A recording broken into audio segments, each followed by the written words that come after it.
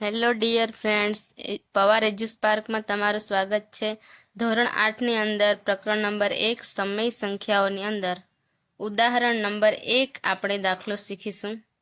એની અંદર સંખ્યા આપી છે 3/7 plus minus 6/11 plus minus 8/21 plus 5/22 ની કિંમત શોધવાની છે।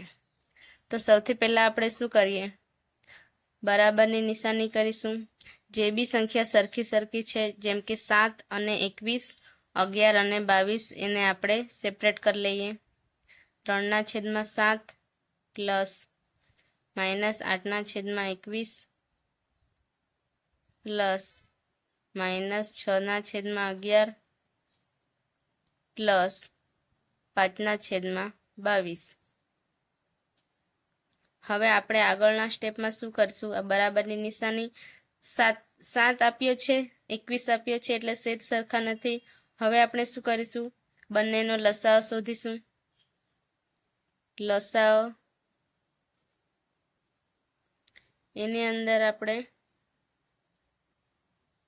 કઈ સંખ્યા છે, એક તો 7 સંખ્યા છે, બીજી 21 સંખ્યા છે। હવે 7 એકુ 7, પણ આની અંદર આપણે શું કરશું, સૌથી પહેલા મોટી સંખ્યા લઈશું, એટલે 7×21। હવે એનો ભાગ નહીં ચાલે એટલે આપણે બેઠે લખી દીધી 7 સંખ્યા। હવે બંને 7 થઈ ગયા એટલે 7×7 = 7। હવે આ એકને તો આપણે કઈ મૂલ્ય ગણાય નહીં, એટલે 3 અને 7 નો શું કરશું, આપણે ગુણાકાર કરશું। કેટલી આપણને સંખ્યા મળે, 21। હવે જે 21 સંખ્યા મળી છે એ આપણે શું છે, લઘુત્તમ સામાન્ય અવયવ છે। હવે આપણને ખબર પડી ગઈ કે કેટલી સંખ્યા છે, 21 સંખ્યા છે। એવી જ રીતે આપણે 11 અને 22 નો પણ કરીશું। સૌથી પહેલા જે આગળની સંખ્યા મળી છે લસાઅ, એનું આપણે કરી દઈએ, એટલે 3 છેદમાં શું આવશે, 7×21, 7×3। હવે જે છેદમાં 3 છે એ જ આપણે અંશમાં લખીશું, કેમ કે છેદમાં જે સંખ્યા હોય એ જ આપણે અંશમાં પણ લેવાની છે। બરાબર -8/21। આ તો 21 જ રહેશે, કેમ કે બંને છેદ છે સરખાવાના છે, એટલે 7×21 અને આ 21 પ્લસ, હવે આને પણ આપણે લસાઅ લઈ જ લઈએ। હવે આપણે 11 અને 22 નો લસાઅ લેવાનો છે। એમાં પણ એવી જ રીતે 11 અને 22, તો 11×2 = 22 અને આ 11 આવશે નીચે। હવે 11×1 = 11, એટલે 11 અને 2 નો ગુણાકાર કરીશું। કેટલી સંખ્યામાં, 11×2 = 22, એટલે લઘુત્તમ સામાન્ય અવયવ કેટલો થયો, 22 થયો। આપણને લસાઅ મળ્યો છે 22। તો જેવી રીતે આગળનું સ્ટેપ કર્યું હતું, 7×21 અને 21 મળે છે, એટલે છેદ સરખો થાય છે। હવે આ સંખ્યાની અંદર પણ આપણે છેદ સરખા કરશું।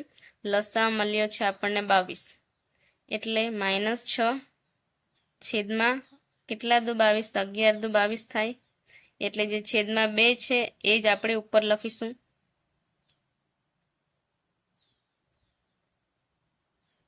પ્લસ 5, આ તો જેવું છે તેવું જ રહેશે, કેમ કે છેદ સરખાવાનો છે, એટલે અહીંયા પણ 22 થઈ ગયા અને અહીંયા પણ 11×2 થશે।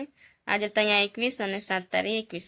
હવે નીચેના સ્ટેપમાં બરાબરની નિશાની, કેટલા 3 કેટલા થાય, 9, એટલે 9, 7×21, અહીંયા થશે માઇનસ, એટલે 8/21 પ્લસ અને માઇનસ શું થાય, માઇનસ, એટલે લખ્યું છે 8/21 પ્લસ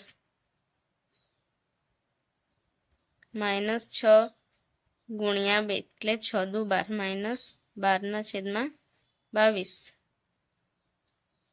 પ્લસ 5/22। હવે બંને આપણા કેવા છેદ થઈ ગયા છે, સરખા છેદ થઈ ગયા બંનેના, એટલે છેદ સરખો હોય એટલે અંશમાં આપણે જે બી સંખ્યા આપી એટલે માઇનસ તો માઇનસ, પ્લસ તો પ્લસ આપણે કરીશું।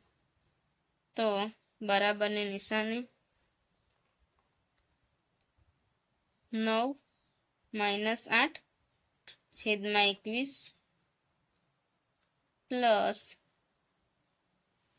આમાં 12 પ્લસ 5 ને છેદમાં 21 એટલે શું આવશે? 9 માંથી 8 જાય તો 1 છેદમાં 21 પ્લસ અહીંયા માઇનસ, ભલે પ્લસની નિશાની છે પણ માઇનસ અને પ્લસ શું થશે? માઇનસ, પણ સંખ્યા મોટી જે સંખ્યા હોય એનું ચિહ્ન આવશે એટલે 12 માંથી 5 જાય તો 7 એટલે -7 ના છેદમાં 21, સોરી 22 અહીંયા આવશે.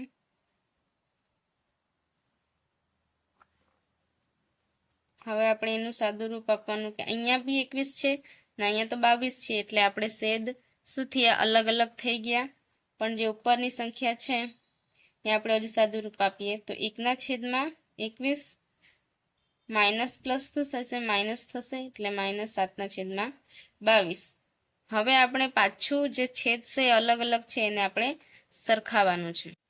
હવે એમાં 21 અને 22 આપ્યા છે તો એનો આપણે લસા 7 × 3 કરીએ અને 11 દુ 22 એટલે આ છેદ સરખા થવાના નથી એટલે આપણે શું કરશું? 21 અને આ 22 છે એનો એકબીજા સાથે આપણે ગુણાકાર કરી દઈશું એટલે આ બરાબરની નિશાની છેદમાં 21 × 22 એટલે ઉપર પણ 21 આવશે માઇનસ 7 22 × 21 એટલે ઉપર અંશમાં પણ એ જ સંખ્યા 21 એટલે આ બેનો ગુણાકાર કરશું અને આ બેનો ગુણાકાર કરશું એટલે કે આપણને બંને સંખ્યામાં છેદ જે છે આપણને સરખો મળી જશે.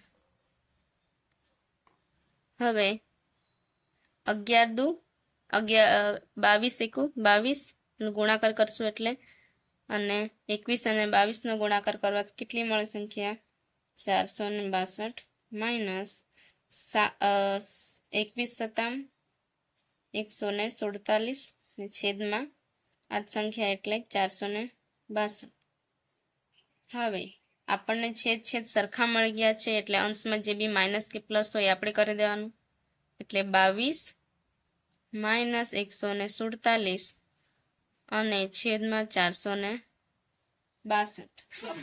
એટલે આપણને શું કરવાનું છે? માઇનસ